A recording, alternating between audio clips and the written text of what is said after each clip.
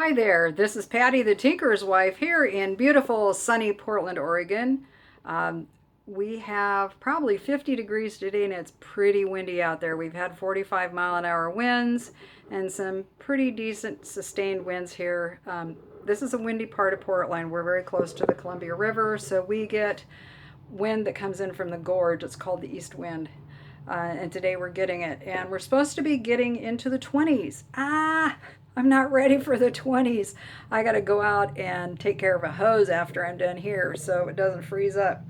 Anyhow, I just wanted to say hello. I wanted to thank those of you who are here for the first time. I'm so glad that you're here.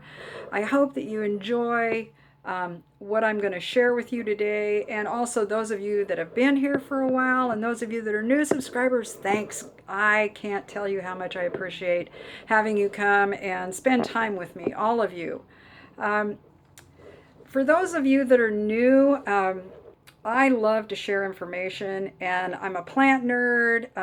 I wrote for Birds and Blooms magazine, for all of you who may not know that. For a short time, I was a regional reporter sharing about the birds and bird-related things in this region of the Pacific Northwest up into not Canada, Washington, down into Northern California, over to Wyoming, Montana, and Idaho. I had a big range, lots of diverse territory. So anyway, I learned a ton, and I also enjoyed it a lot. Birds are such a wonderful thing to have in our ecosystem and in our gardens, and they do so much for us. And besides that, they're just beautiful. They're beautiful and they're wonderful. And sometimes they're funny. They're smart, like the cordovans, the crows, and the jays. What characters! I have some jays, or excuse me, I have some crows here that I spoil a little bit, and I can go outside and they will come to the wires above the sidewalk and caw at me wanting their treats. Now I don't give them treats all the time because they'd be horrible.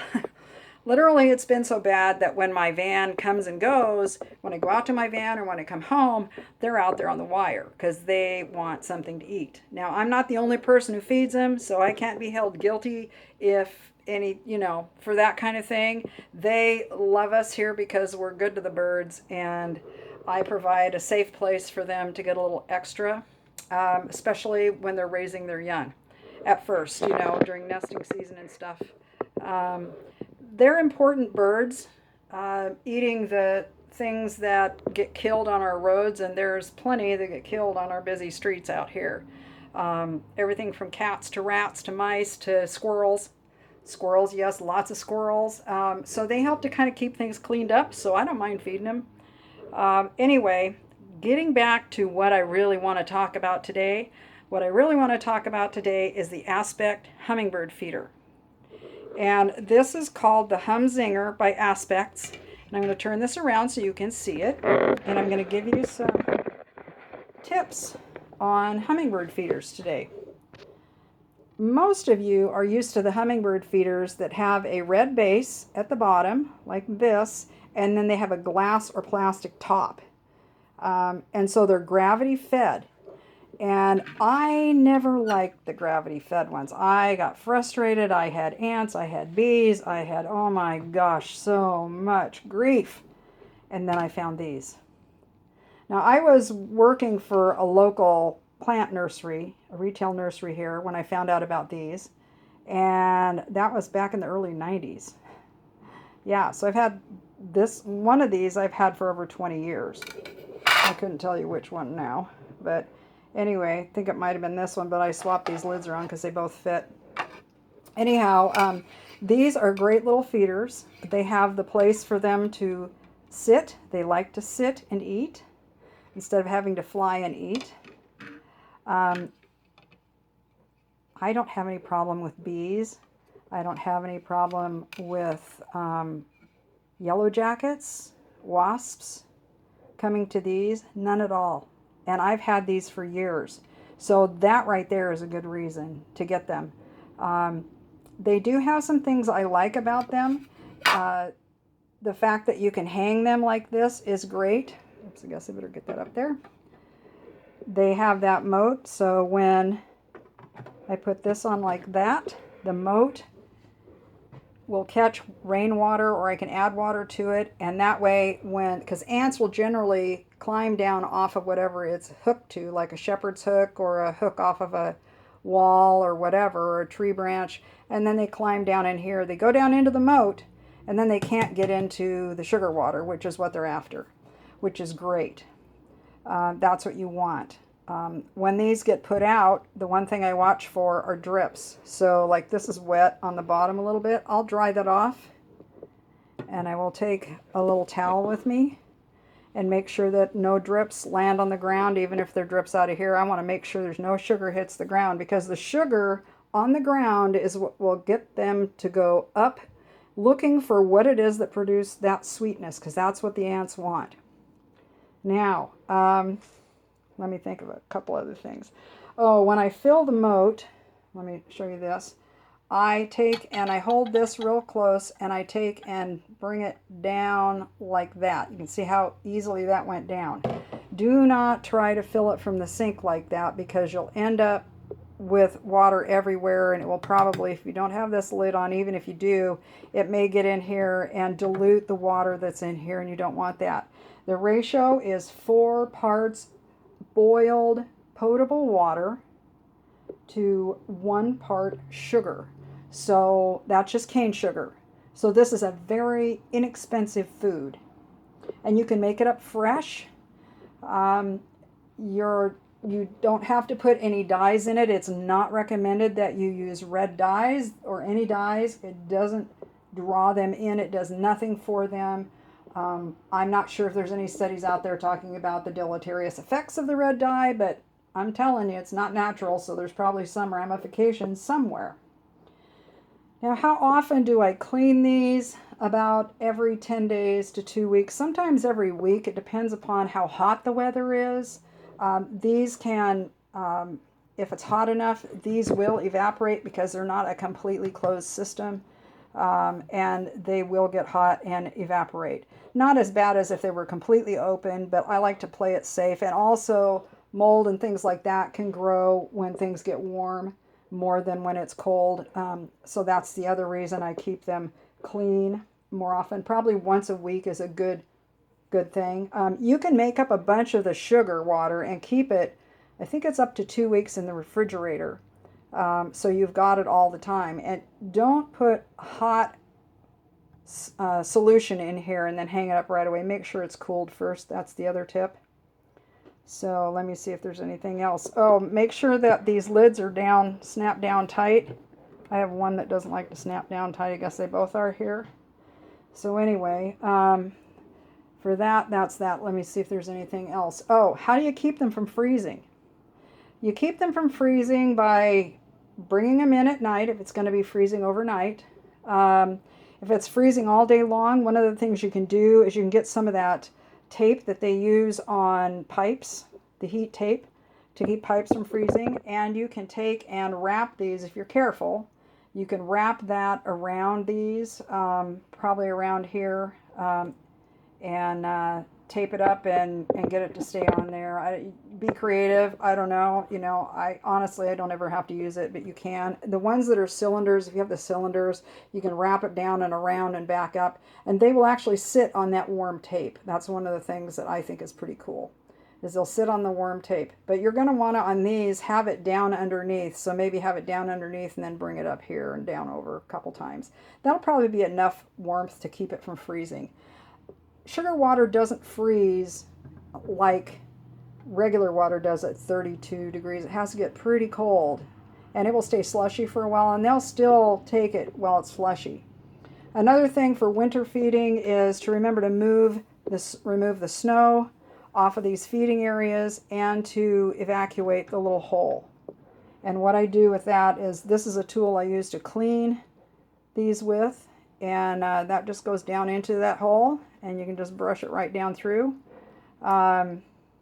You do want to clean these every time you go to fill them. You want to clean them, and what I do is I put about 4 inches of hot water, as hot as I can put my hands into the sink. Add a good squirt of a dish soap like Mrs. Meyer's or one of the other very gentle dish soaps. You don't want to use a harsh detergent with lots of perfumes. That's not good for the birds, and it will actually be absorbed by the plastic. So it's better that you can use something that doesn't have any, or like I said, the Mrs. Meyer's. I use I think it's lemon verbena, and I've been using that for years. Doesn't produce any problem for them, and they don't mind it. And so that's what I do. Oh, and I put about a cup of bleach in there, and then I let them sit for a good 10 minutes in that water, kind of swishing them around a little bit. And while I'm working in the kitchen, they can soak. And then I'll rinse them off, set them on a towel to air dry. And the thing about air drying, it will help if there's like any chlorine residue that's still around. It will help that to kind of evaporate. I've never really had any problem when I've been in a little bit in a hurry. I usually rinse them very, very well, but I then will towel dry them. I try to make sure there isn't lint and stuff in there. I don't think that's probably good for them. That's another reason why it's good to let them air dry. If you have a lint-free cloth that you can dry them with, that would be good. Let me see, what else do I need to tell you here? Oh, when you're feeding them, you'll notice that if you're in an area that has lots of birds, you'll have lots of birds feeding all at once. But if you're like me and you're in an area that doesn't have a lot of birds, a lot of hummingbirds, we don't have large bands that come through here. We're kind of in that zone where we're on the fringes, so we'll have a couple of couples, or maybe a bachelor and a couple, that will show up at the house, and there's usually only one bird at a time at the feeder, and that one bird will fend everybody else off because they're very protective of their food source. In the wild, they have to be that way, but in our world, they don't have to be, but they just don't know that. And I think it's kind of funny, it's kind of ironic, really, that they have more food than they will ever be able to eat in their entire lives, and they're fighting over it. We're kind of like that, though, too, aren't we? When we really like something, we're afraid sometimes others are going to get it and we aren't going to have it anymore. Yeah, we're such funny, silly creatures. Anyway, there's always more where that came from. Might be something different, but hey, I don't care. Anyway, I did write a blog post about that in my blog that I haven't written in years. It's Garden of Discovery at blogspot.com. And you can find it there. I'll put a link below so you can find it easy and have a little read. It's a nice little article. I think you'll find it inspiring, especially if you're a person of faith. It's just a nice read anyway, even if you're not. So there's no pressure here. All are welcome, as they say. Anyhow, so let me see what else. I already talked about no red dye. Put the feeders where you can watch the birds. That's the other important thing. Make sure they're where you can see them, outside a window, off your deck, in your garden. I actually have one in the garden and I have one out in the front yard because we have a big picture window. I can watch them out the front window, and then in the garden, of course, I'm out in the garden working. They'll be hollering at me, chit, chit, chit. They go after you that way. You get this verbal scolding because you're too close to the food.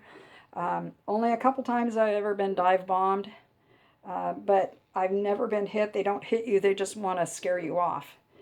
You're bigger than they are, but they're pretty brave little birds. Anyhow, let me see what else. When you put them out, don't have them drip on the ground. I already talked about that. I think that's probably it. So, if you don't have hummingbirds all year round, find out when the migration comes through your area and get prepared a little early. Make sure you get your hummingbird feeders and that you write down that little recipe I gave you, which is really simple. 1 cup water to a 1/4 cup sugar, just cane sugar, and the water needs to be boiled, potable water. That's all you need. Do not use distilled water. I wouldn't even use bottled water. It's really not worth it. If you have good potable water in your area or in your well, go ahead and use that. It's just fine. Just make sure you boil it because that'll take care of any of the microbes that might be in there, because they can be affected by them, and because we're feeding them, we want to take the best care of them we possibly can. So I guess, I think that might be about it. Yeah. Wow, that seemed to go kind of fast. Probably longer than I thought it was. But thank you for spending time with me here today. Thank you for being a part of my community. Those of you who are visiting for the first time, again, please consider subscribing. I'd like to have you be a part of the conversation here. And if you have hummingbirds in your area, anybody out there, please let me know. And let me know what kind they are too. It's always fun to find out what birds are in other people's yards. Some of these hummingbirds are really pretty. We have the Anna's, which is here all winter. And then we have the Rufous hummingbird, which goes south a little ways and then comes back in the summertime. I don't get them here because I'm not in a wild enough area. This is too urban. But other places to the north, up at Powell Butte, a mile, and then south at the Columbia River, in that area, they're around there. So I know they're in the neighborhood. They just don't prefer this part of the world. So I will be happy and thankful for my Annas. So what kind of birds do you have? What kind of hummingbirds do you have in your yard? And if you have any tricks for hummingbird feeders, go ahead and share. I'd love to hear them. If you have any stories, happy to hear those too. This is what we're having, is a conversation, even though I'm the one right now doing all the talking. So I thank you again for joining me. It really is wonderful to have this opportunity to get together with you, to get to know some of you, which I know is happening over time. And yeah, so share with your friends too. Yep. Oh, and these make great Christmas presents. Well, let me tell you, these feeders are really nice Christmas presents. So if you go to Aspects, you can tell them that I sent you. I bought these. They did not ask me to do a review on these. I bought these years ago, actually. So I like them well enough. I'm still talking about them. So with that said, this is Patty the Tinkerer's wife. I'm going to bid you a fond adieu. God bless.